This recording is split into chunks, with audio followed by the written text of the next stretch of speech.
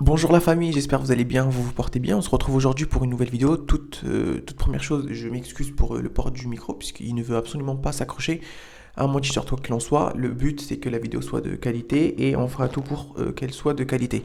Nous traiterons de plusieurs points aujourd'hui qui sont d'une importance inégalée évidemment puisque des questions ont été posées sur les réseaux sociaux et ce sont des questions qui sont toutes pertinentes puisqu'elles ont un sens dans la mesure où ça concerne directement les personnes qui sont soit en attente d'une régularisation ou soit en attente d'un visa dans un pays étranger. Alors nous traiterons de plusieurs points comme je l'ai dit en début de vidéo. Nous allons voir premièrement la politique restrictive des visas et son impact premièrement sur euh, les titres de séjour. Nous allons voir dans un deuxième temps, puisque la question a été posée, comment travailler en France en étant sans papier, puisque beaucoup disent comment est-ce possible de réunir des fiches de paie alors que nous sommes en situation irrégulière. Troisième point, nous aborderons le sujet de la régularisation la plus facile tout de suite. Alors là, vous avez vu que depuis quelques jours maintenant, quelques mois je dirais même, la France a réduit de manière considérable le nombre de visas qui étaient à la base octroyés pour plusieurs pays du Maghreb, notamment le Maroc, l'Algérie et encore la Tunisie. Apparemment, la situation s'est réglée avec l'Algérie, mais le Maroc demeure encore de la ligne de mire de la France et surtout ne délivre pas énormément de visas dans le cadre de toutes les demandes qui sont effectuées au Maroc. Alors sachez une chose, c'est que cette politique restrictive concerne uniquement les visas touristes. Voilà. Ça ne concerne pas les visas conjoints de Français, enfin pas directement, ça ne concerne pas les visas qui,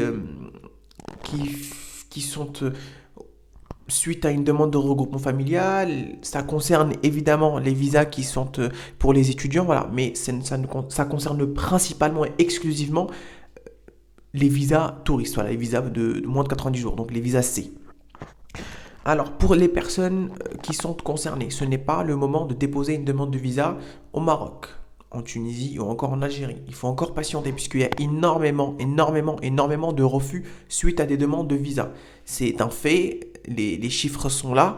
Plus de 50% des visas qui ont été demandés au Maroc ont été refusés et ce même pour des personnes qui les demandaient habituellement. Je vous donne un exemple très concret. Il y avait un chanteur marocain qui devait se produire à Sète cet été et puis il a vu sa demande de visa refusée et donc il a annulé son concert. Donc voilà, il faut faire attention. Ne perdez pas votre temps, ne perdez pas votre argent à préparer des documents et surtout à payer un rendez-vous très très cher pour avoir un refus de visa suite à une politique qui est tout à fait respectable puisque c'est une politique du pays et on ne peut pas la critiquer. Alors elle est critiquable, mais on n'est pas là pour la critiquer. Alors, deuxième cas de figure, c'est pour les personnes qui, en effet, demandent des visas pour leurs parents tout le temps. Tout le temps, ce sont des personnes très très nombreuses en France, hein. Il y a plusieurs centaines de Français ou même d'étrangers qui demandent des visas pour leurs parents en leur envoyant des attestations d'accueil et qui normalement les avaient. Alors je dis qu'ils les avaient puisqu'ils avaient des visas long séjour et des visas touristes. Sauf que dernièrement, j'ai reçu énormément de messages et effectivement, j'ai été voir sur Internet et en effet, cette catégorie de personnes-là, des parents d'étrangers ou des parents de Français qui sont à l'étranger, est également touchée par cette politique restrictive des visas qui a été imposée par la France. Deuxième question qui concerne encore cette politique restrictive des visas, est-ce que ça a un impact sur les demandes de titre de séjour? Eh bien, j'ai envie de vous dire que directement, non, ça n'a pas d'impact, parce que ça n'a pas vocation à avoir un impact pour les demandes de titre de séjour, c'est uniquement pour les demandes de visa. Après, est-ce que dans les faits et dans la réalité, vraiment, ça ne pose pas d'impact? Ça, je ne peux pas vous répondre, mais juridiquement ou même politiquement, ça n'aura pas d'impact sur vos demandes de titre de séjour. C'est pas parce que, par exemple, vous êtes marocain ou tunisien ou algérien et du fait qu'il y a des conflits avec les pays et que les visas ne sont pas délivrés à 100% ou même à 90%, que vous allez forcément avoir un problème lorsque vous allez demander votre titre de séjour. Non, non, il ne faut pas partir sur ce point-là, il faut partir justement positif. Il faut rester optimiste et déposer son dossier, bien que ce ne soit pas la période, on en reparlera dans une prochaine vidéo. Donc voilà, on va clôturer cette première partie, juste sachez que effectivement il y a des tensions, il y a des conflits, et même le président de la République l'a dit, je l'ai entendu devant les préfets, dans la conférence qu'il a tenue devant les préfets, il a dit que nous n'allons pas délivrer des visas pour des personnes qui ne récupèrent pas ou qui ne sont pas en capacité ou qui ne veulent pas tout simplement nous donner des passes de retour, enfin des visas de retour pour des délinquants étrangers qui sont couverts par une obligation de quitter le territoire. Donc je pense que c'est un conflit politique, nous ne rentrons pas là-dedans. Deuxième point donc, que nous allons aborder, c'est travailler en France en étant en situation irrégulière. Alors c'est une question qui revient énormément.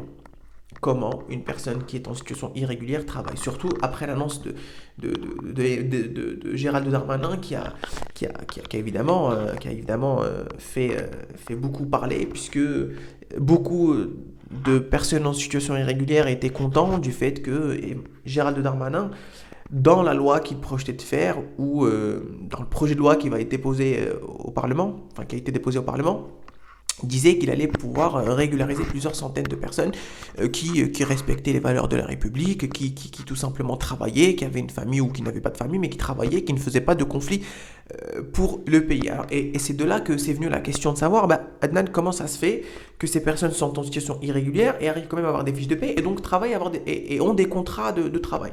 Je vais vous répondre tout simplement, c'est que déjà ce n'est pas tout le monde qui va vous recruter quand vous êtes en situation irrégulière, c'est forcément une personne que vous connaissez, à moins que vous produisez des cartes têtes, je ne vais pas rentrer dans le détail. Et puis voilà, là il n'y a pas beaucoup de vérification là-dessus, et je pense que d'ici là que la loi sera faite, il y aura beaucoup plus de vigilance quant à cette problématique-là.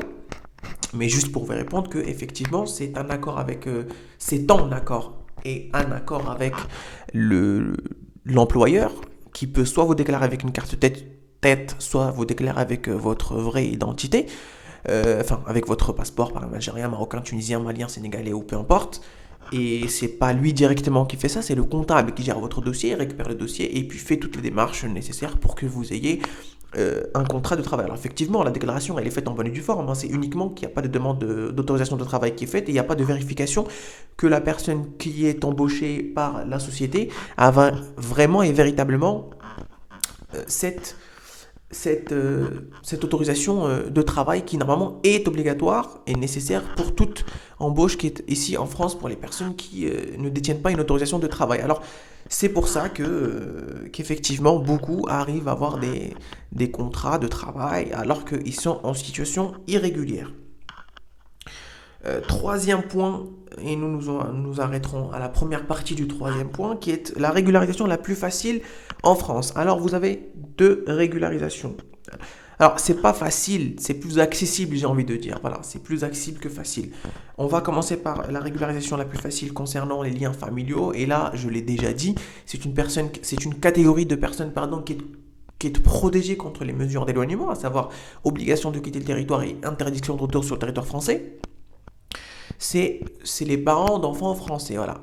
C'est l'une des seules catégories qui a une facilité pour pouvoir obtenir une régularisation. Alors effectivement, il faut respecter les conditions, à savoir être le parent direct de l'enfant français et surtout s'occuper de l'enfant et contribuer à son entretien et à son éducation depuis 2 ans ou depuis sa naissance. Donc, il se peut par exemple que vous ayez un enfant qui est né au mois de janvier et dès le mois de février ou mars, vous pouvez faire votre demande de régularisation si vous justifiez avoir participé et l'avoir entretenu depuis qu'il est né. Ça, c'est tout à fait faisable.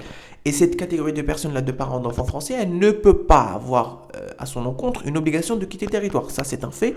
Et ils sont juridiquement protégés. Donc, ce n'est pas moi qui le dis, c'est la loi. Donc, la catégorie de personnes par liens familiaux qui peut bénéficier d'une régularisation de manière très simple, ce sont les parents d'enfants français. Voilà, nous allons nous en arrêter là. N'hésitez pas à liker la vidéo, vous abonner et à